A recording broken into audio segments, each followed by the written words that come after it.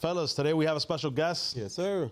Quarterback of Team USA flag, Nico Caceres. Appreciate you guys having me on. Welcome, welcome. Thank you, guys. Wow. So, Nico, I know it's been a journey for you. You know, I've known you personally for many, many years. I've been very close to you. But how was that journey for you? Now you've made Team USA, which flag football is a very hot topic because the NFL now is involved with flag football. They're trying to really reach the global market, and they're doing it through flag football, and it's very understandable because they want to put teams in these markets, so they're doing it through flag football. But before we get into that, I want to talk about your journey in flag, because I know this has been your top goal, is to become quarterback of Team USA. So talk a little bit about your journey getting up until this point. Yeah, man. So I started playing flag when I was 8 years old. At that point, like, you really don't have an idea of any of this stuff, but flag wasn't that big when I started playing. And it was just a thing of, like, stay in shape for tackle ball. It was at that point, and then stayed with it through youth. My last year in youth, I won the whole thing, the NFL Flag National Championship. So that was pretty cool. And then going into high school, I would play, like, occasionally, like, here and there again, just to stay in shape. And then once I got to college, I kind of took, like, a back seat because you can't play that often, of course, especially with the fact that college ball goes all year long with lifting, off-season workouts, stuff like that. And then, you know, my senior year, I got the opportunity to go to tryouts for USA football, and everything went well. I made the 60 invited players, I should say. And then from there, I made the 18. Last year, I was cut from the 18 to 12, but this year made the 18 to 12, thank God. So now, yeah, I mean, it's a blessing, and just is what you hope to do, represent your country. I guess Right. that's everyone's goal in sports. So talk a little bit about your mindset when you got cut last year. You weren't cut, you were an alternate. Correct. Right? And talk about a little bit about your mindset and through that year of fighting to get back on the team, were you discouraged when you got cut? No, I think it actually helped me in the sense that I figured out that something that's been preached to me for a long time is that playing with consistency, and that's something that I really haven't been able to do because of tackle. So just keep on playing, keep on working out, and stay with it. That was a big thing when they made me an alternate. It was like, hey, this isn't the end. You're going to have another shot at this, or many more shots at this, even if you don't make it next year. So it was just about being consistent with it, to be honest with you, and playing all the time and staying in shape. So you making the team now, that tells me they're going in a little bit different direction. I know Hoosh is still on the team. Yep. I'm guessing he's going to be your throwback. Is that how this is going to work? They told me that we're going to mix it up, so there's going to be packages with me, him, and another guy named Pablo in there Pablo, that will drop, that there's going to be 2 people dropping back and stuff like that. There'll be times where 4 people are out on routes, and they're also running routes, and there are going to be times where I'm off, and it's Hoosh and Pablo doing their thing as well, which, again, has gotten us 4 gold medals up to this point. Right. So now you guys play in Panama. Correct. How many teams will be in that I don't tournament? know. I think last time they Is that did, the World Championships? No, so last year was World Championships. Okay. This year's Intercontinentals. Okay. So for the people that don't know, Intercontinentals for us is like Copa America and Euro Cup for soccer. Okay, got it. Just to give a comparison. Got it. So there's been a lot of chatter. It's been going everywhere with the NFL getting Hottest involved. topic in football right The now. hottest topic, right? And talking about why is the NFL getting involved.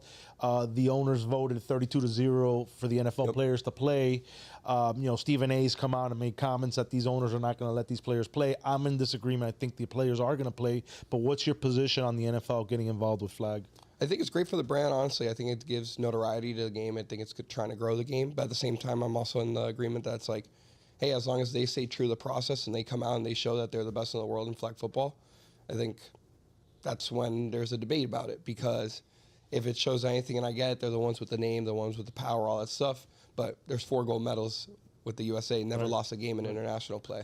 A lot of stuff that's trending with Hoosh and the comments he made last year. He went on a couple different publications, and Yahoo's repurposing the content. Correct. Obviously, because it's hot right now. But Hoosh basically made a stand saying, "You guys are not better than us. Correct. I'm better than Mahomes." I don't know if he was trying to get clickbait on that, but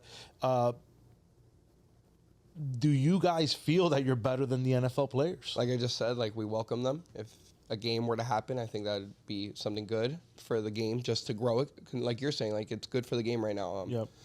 Flag football is in a really amazing spot just because it's the fastest growing sport in South America. Europe's getting a lot of notoriety to it, and I think that if the NFL guys, like I'm saying, like, if they want to get involved, go through the process, show that they're the best in the world at flag football, then that's when we Is can there a start difference? Yeah, of course. What's the difference? There's no contact. A lot of corners, like the jam and whatnot, you can't run routes at a certain distance. There's no such thing as a comeback, like you saying, tackles 18 back to 15 and flag it's 12 back to 10, just small stuff like that. And then timing's different just because there is no offensive line. A rush gets there in 2 seconds, if that, maybe shorter at times. So, I mean, there are your differences, and of course they're the best in the world at football, that they could adjust to it. But again, we invite them, and let's see where it goes from there. So what are you looking forward to most this next year as being quarterback of Team USA? Yeah, I mean, it's obviously goal number one is to win a gold medal, to continue doing what we're doing. And the second thing is just like we have a great bond, great group of guys to go to Panama with and keep on evolving the game. Excellent, excellent. I don't know if you fellas want to jump in on the Well, conversation. I just got one major question. Can I get you an NIL deal? Let's see where all this goes. Let's see where all like- this goes. But yeah, everything's looking good right now, and it's great. Like I'm saying, it's great for the sport. Yeah, great accomplishment. Thank Yeah, you. it's huge. Amazing Huge, accomplishment. huge. Yeah. Yeah, I think the next 3 years are going to be they're going to be great for you personally. Yep. I think there's going to be a lot of growth through this process for you. Let's see where this ends up 3 years from now. Maybe things change. Yep. Who knows? And maybe they do open it up and they give a fair shake to everybody that's trying out. And I play flag. There is a big difference from playing tackle Yep. to flag. The routes are not the same. Plays are called differently. It doesn't mean that these NFL guys won't figure it out. Right. Being Most trained for 3 months, importantly, it's the physicality's not Yep, there. it's not Yep. there. I mean, Correct. this is You could take charging. and it's a very high IQ game, believe it or not. There's a lot of IQ that goes into flag. It doesn't tackle as well. I'm not saying there isn't, but they're two completely different games, and people think you're just going to show up and run by people. It I doesn't played work flag that way. football for many years. Yeah. I mean, it was the most enjoyable sport in my whole world growing up. And I've seen former NFL guys, or some guys who were actually current at that time, play, and it doesn't necessarily translate. Yeah. And No, that's just the facts. I agree. I agree. agree. I mean, they're the best football players. agree.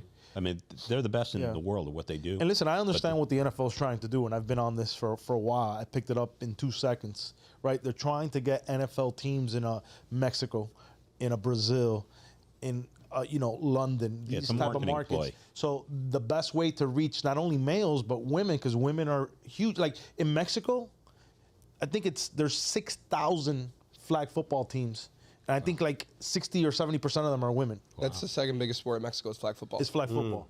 And they're giving scholarships left and right. All the universities in Mexico are giving scholarships for flag football. It's like it's a thing. That's amazing. The families show up. We're the getting here parents- in America. Yeah. We're getting there. Right now it's an NIAIA sport for women's flag football, and they're trying to make the move to Division I flag football. But it's getting there. Yeah. We have a very good one right up the street. Kaiser just got second year in a row finishing runner-up. It's a Well, mu- and it's a- if there's anything I could say is that, like, I remember there was this, like, shifting of, like, in the NBA, right, where European players started kind of coming into the game, right? And initially, I think there was a wall up. And I think, like, once the players understood, the business side of it, how they can make the game grow and things like that, and that's the skill sets that they have, even though it wasn't from the United States, it was a different, mechanisms of training.